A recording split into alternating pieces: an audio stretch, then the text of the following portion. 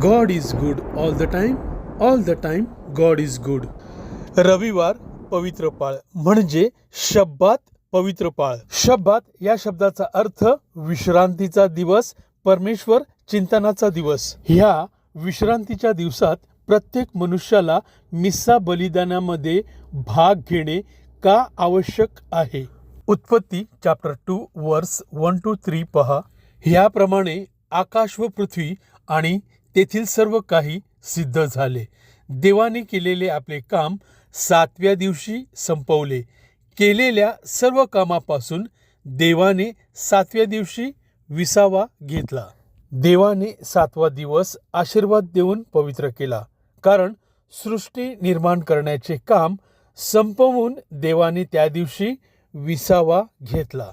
मित्रहो, देवाने दिलेल्या आज्ञा त्यामधील तिसरी आज्ञा निर्गम चॅप्टर 20 वर्स 8 आणि 9 पहा. शब्बात दिवसाची आठवण ठेवून तो पवित्रपणे पाळ.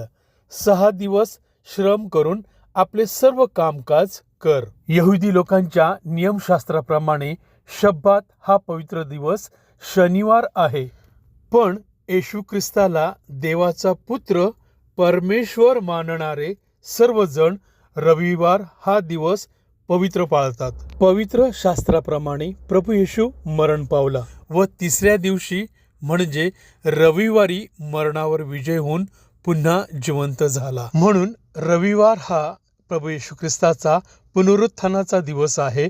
म्हणून रविवार हा आपण पवित्र पाळतो. देवाच्या आज्ञेप्रमाणे 6 दिवस श्रम करून आपले सर्व कामकाज कर. श्रम करणाऱ्या 6 दिवसामध्ये मनुष्याच्या हातातून पाप अपराध घडत असत. तसेच परमेश्वराला केलेला नवस, होमार्पण, अन्नार्पण, शांत अर्पण ह्यासाठी जनावरांचे बलिदान होत असत आणि ह्यासाठी दोषहीन घोरा, कोकरू, मेंढा, होले किंवा पारव्याची पिल्ले ह्यांचे बलिदान अर्पणे होत असत, कारण देवाची तशी आज्ञा होती. ह्या वेळेस देखील आपणास आज्ञा आहे की 6 दिवस श्रम कर व आपले सर्व कामकाज कर. ह्या वेळेस देखील श्रम करणाऱ्या 6 दिवसामध्ये कल्पनाने, शब्दाने, कृत्याने व हयगईने म्हणजे कळत न कळत पापे घडतात. मित्रहो, यावेळेस आपणास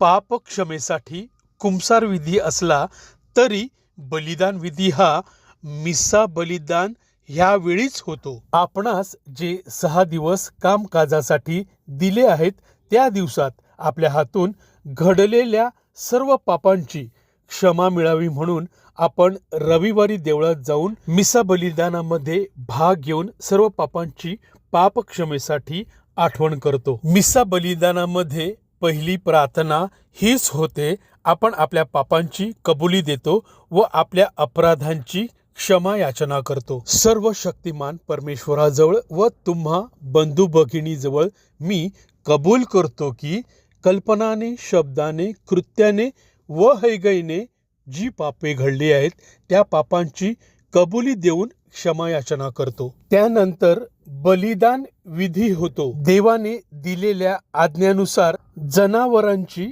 अर्पणे होत असत, पण आता जनावरांची बलिदान होत नाही, कारण जगातील सर्व मनुष्यांसाठी जे होते, जे आहेत व जे येणार आहेत त्या सर्व मनुष्यांच्या पापांचे क्षमेचे बलिदान प्रभू येशूने स्वतःचे केले आहे. त्यानंतर कशीन फिरवली जाते म्हणजे दानपेटी फिरवली जाते. त्यामध्ये जे दान टाकले जाते, खरं पाहिलं तर ते दान बलिदान म्हणून टाकले जाते. त्यानंतर प्रार्थना केली जाते, बंधू भगिनीनो, माझे आणि तुमचे हे बलिदान सर्व शक्तिमान परमेश्वर पित्याला मान्य व्हावे म्हणून प्रार्थना करा. आपल्या हातून अर्पण केलेल्या बलिदानाचा प्रभू स्वीकार करो. हा विधी बलिदान विधी आहे आणि हा विधी आपल्या सर्वांसाठी फार महत्वाचा आहे.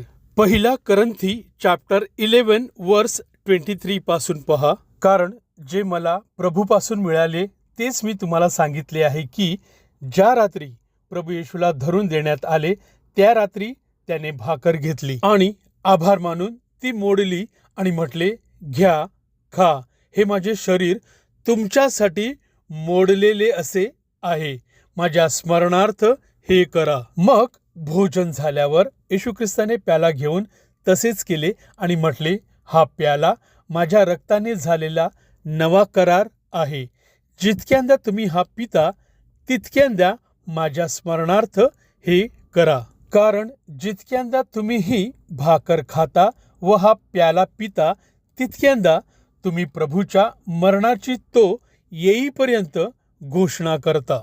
म्हणून जो कोणी अयोग्य प्रकारे ही भाकर खाईल अथवा प्रभूचा प्याला पिईल तो प्रभूचे शरीर व रक्त या संबंधाने दोषी ठरेल. म्हणून माणसाने आत्मपरीक्षण करावे आणि मग त्या भाकरीतून खावे व त्या प्याल्यातून प्यावे. कारण प्रभूच्या शरीराचे मर्म म्हणजे महत्त्व ओळखल्याशिवाय जो खातो व पितो तो खाण्याने व पिण्याने आपणावर दंड ओढवून घेतो. हेच ते कारण आहे ख्रिस्त शरीर प्रसाद अख्रिस्ती, म्हणजे ज्या लोकांनी पिता पुत्र आणि पवित्र आत्म्याच्या नावाने बाप्तिस्मा घेतला नाही अशा लोकांना ख्रिस्त शरीर प्रसाद देत नाहीत.